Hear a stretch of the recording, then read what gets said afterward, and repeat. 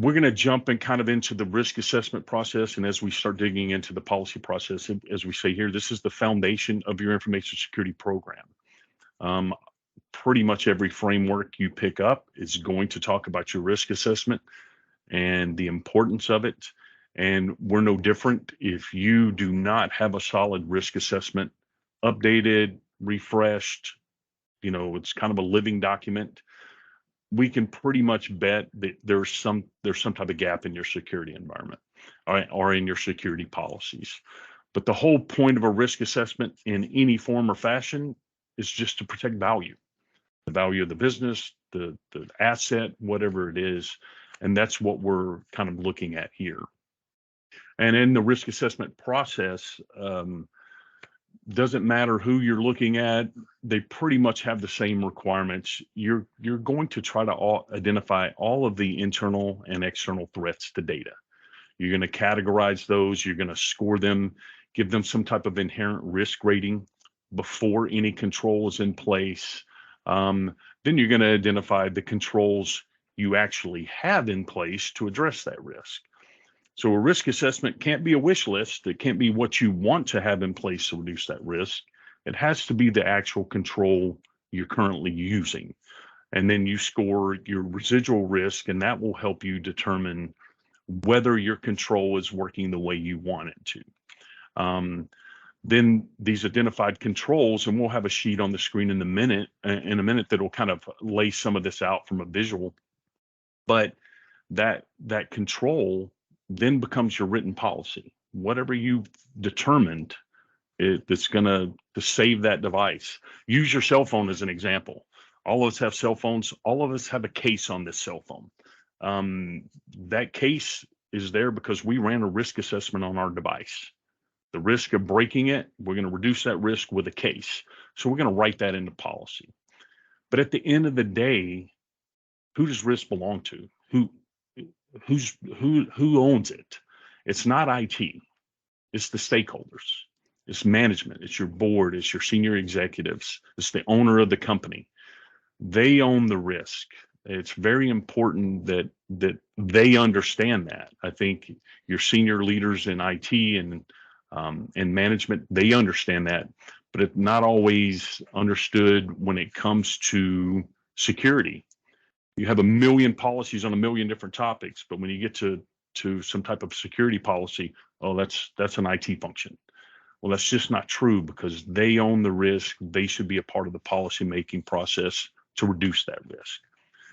Per NIST 830, which is all about risk assessments, great document, free to download. Go grab it if you haven't gone through it.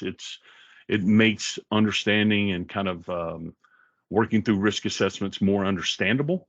It's a long document, but there's some key sections in there that'll help you out. But they will tell you here that you must communicate the risk assessments to the stakeholders to ensure that the decision makers across the industry or across the organization can make appropriate control decisions. That's the ones who are responsible for making the control decisions. Well, I'm going to talk about that again in a minute, but the risk assessment itself, everybody has a different type of risk assessment. I know there's vendors that sell risk assessments.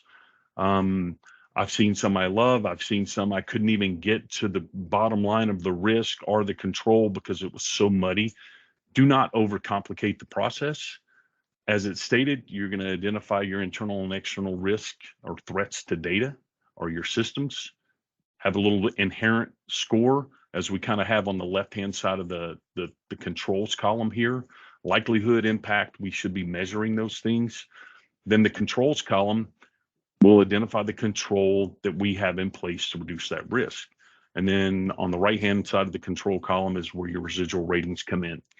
Now on this one, this is actually a screenshot from a client that I worked with. No names on the screen or anything like that, but we had to highlight the control column in yellow because they didn't have proper controls around, doing background checks on their employees. And they were in an industry where you definitely should be doing background checks.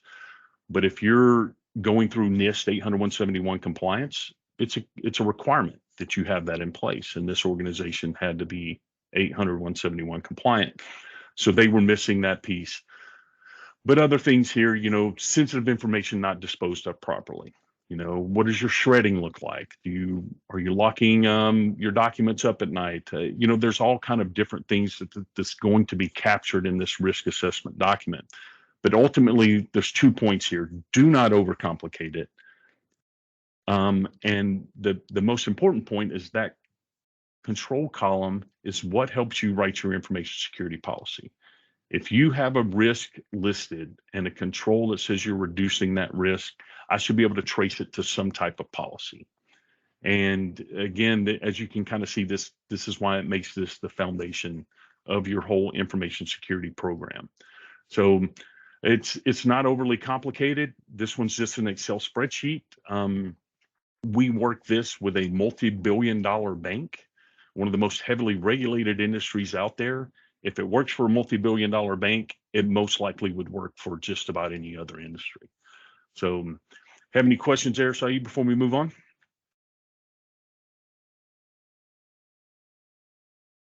Sorry, took me a second to get off mute. Okay, no problem. So when we're talking about controls and building policy, something that I guess is kind of an organization specific challenge is,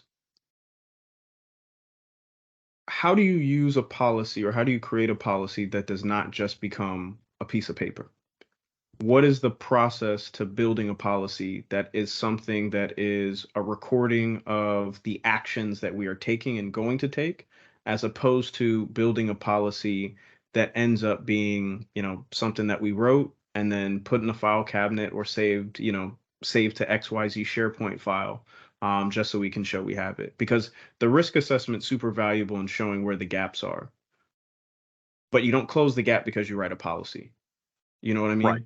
You close the gap by turning this policy into something that is enforced and used every day.